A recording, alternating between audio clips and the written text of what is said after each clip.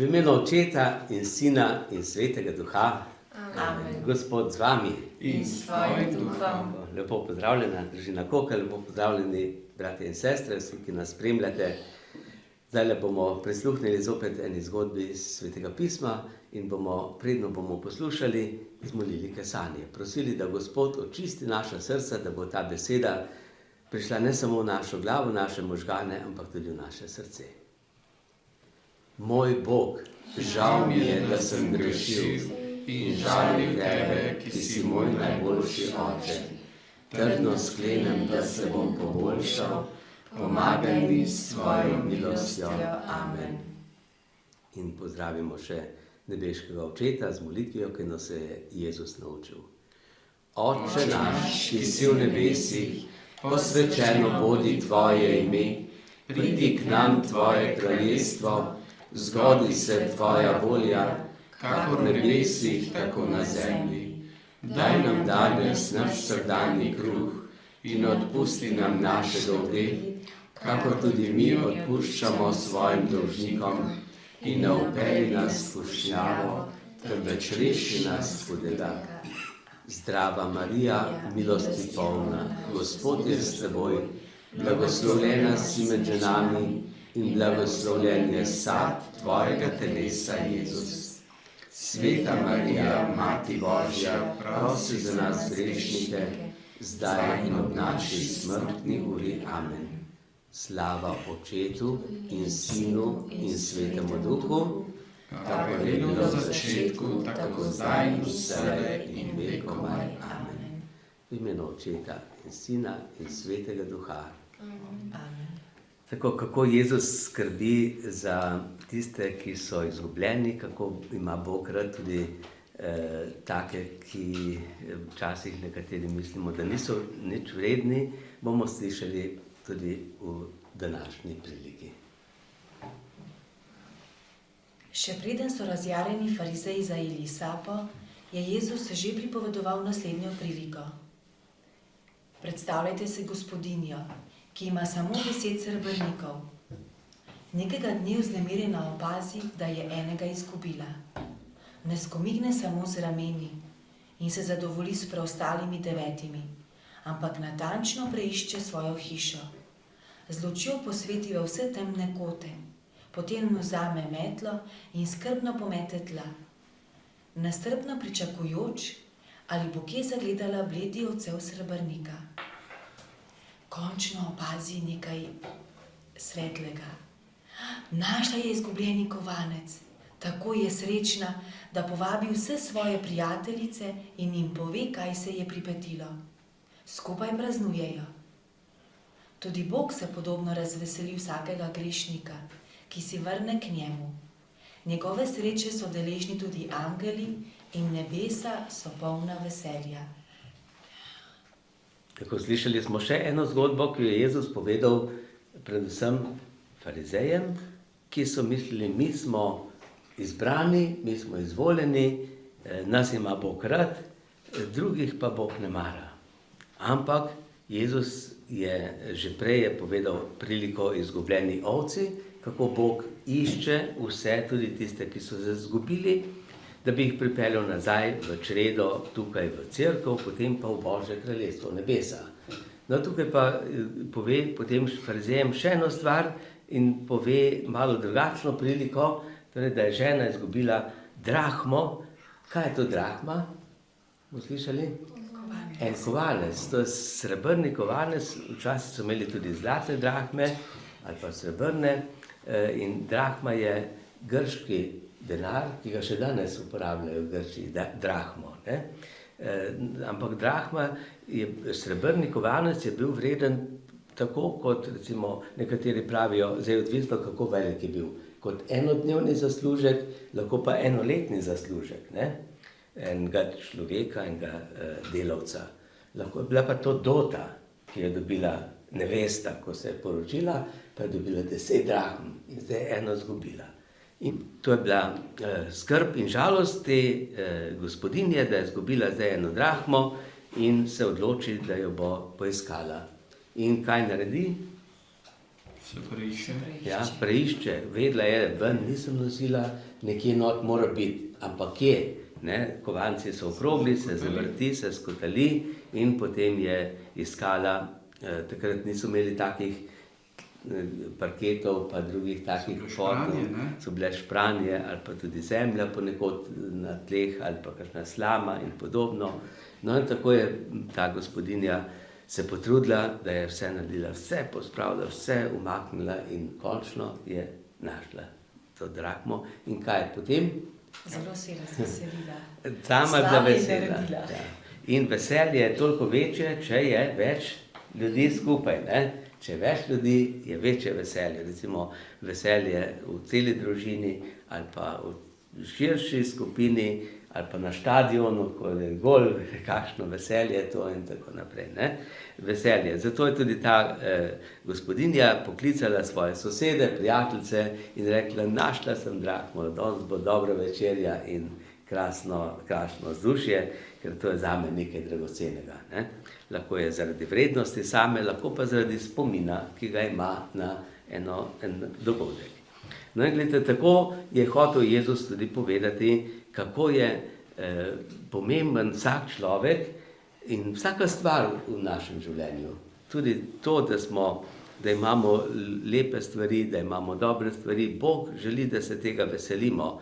No in zato je Jezus želel povedati tudi farizejem in danes nam, da kaj moramo narediti, zato da bomo tudi mi veseli, da najdemo tisto, kar je za nas dragoceno. In kaj je ta zaklad? Dragoceni zaklad je Božje kraljestvo.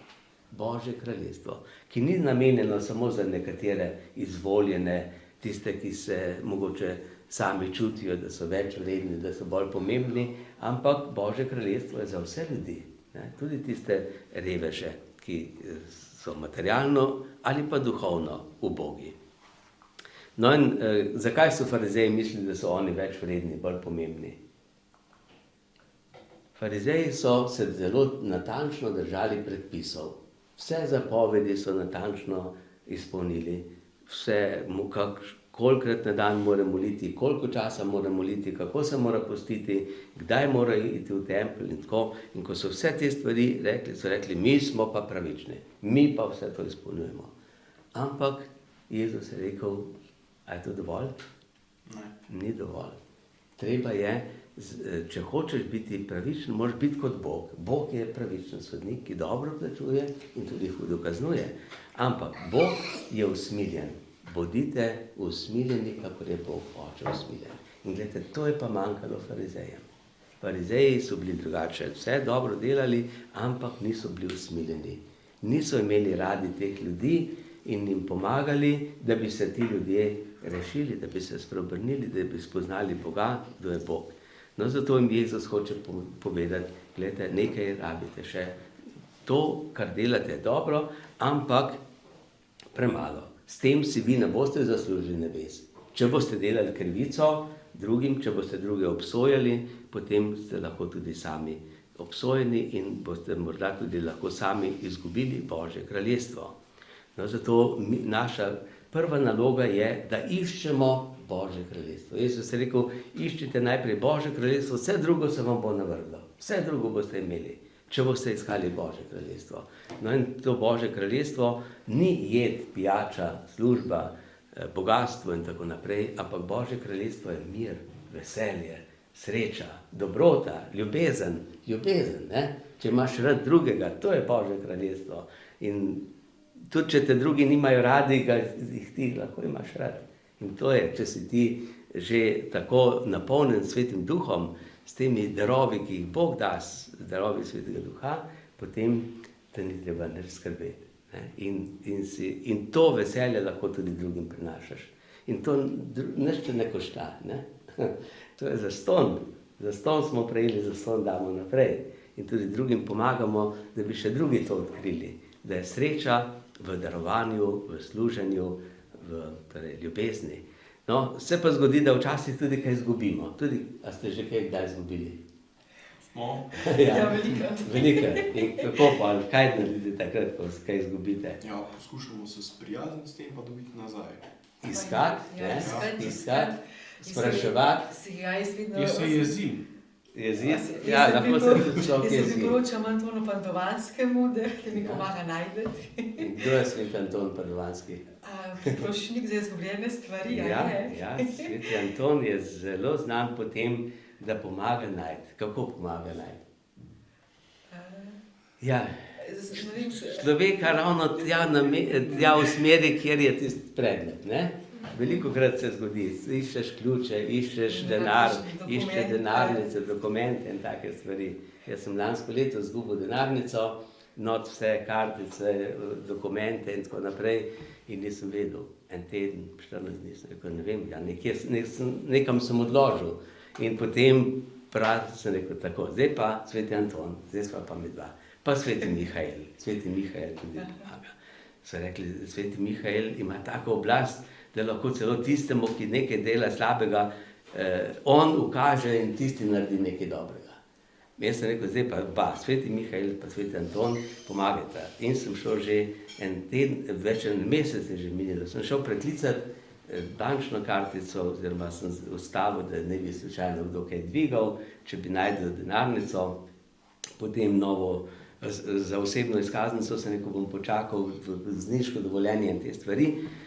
No in potem po novem letu, to je bilo en mesec od decembra, od Miklavža do novega leta približno je to trajalo, pa me pokličejo iz policije. Ste vi ta? Ja, tukaj našli smo eno denarnico na vaše ime. Ja, jaz jo iščem. In so mi povedali, kje je ta denarnica. In je bila v eni trgovini, tukaj v Mercatorju, in so povedali, ja, tam so jo našli, potem so pa na policijo sporočili, da je ta denarnica tam, da čaka in so jo potem dobil. Glede, tako se zgodi, da potem Bog reši. Ko ti prosiš, čakaš, ne smeš reči, takoj zdaj le hočeš. Ampak, da Bog preizkusi našo vero.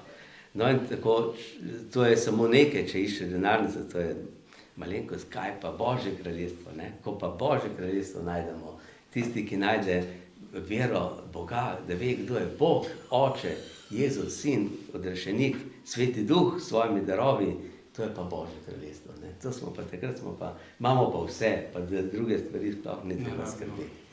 Zato tako, kot je pravi Jezus, veselje v nebesih, če se en grešnik spreobrne, to je največje veselje. Ne, da mi drugim privoščimo, pa naj bo, pa naj trpi, pa tako naprej. Ampak mi želimo, pomagamo, da bi bili vsi lepo srečni in veseli in zato bomo zdaj tudi zapeli eno pesem, ki bo pesem veselja.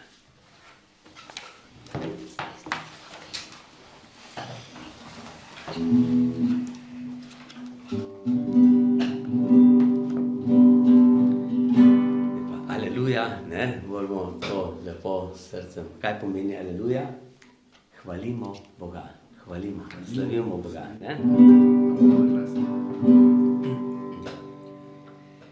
Pesem vesela naj Gospoda slavi, aleluja, aleluja.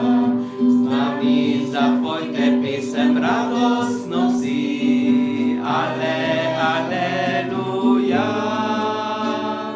Svet je njegova roka ustvarila za nas ljudi, nas pokripilje zvezde, da v noči svetijo.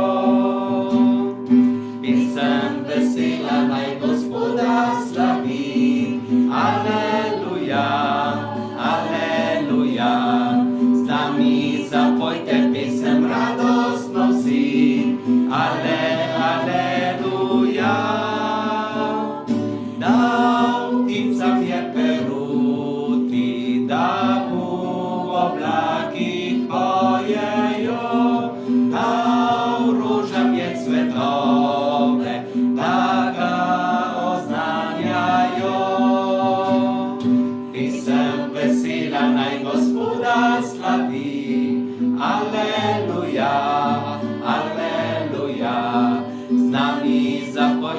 pisem radosno vsi, aleluja. Svit pojejo planine, gozdovi hvalnice šumi, vse gore in doline, le stvarnika časti. Pisem vesela naj Gospoda slavi, aleluja, aleluja. Z nami zapojte pisem radostno vsi, aleluja. Luč je na moji poti, svetilka varna je v temi, ščit je njegova roka, Gospod je varuh moj. Pisem vesela naj Gospoda slavi, aleluja, aleluja. Z nami zapojte pisem radostno vsi, aleluja, aleluja.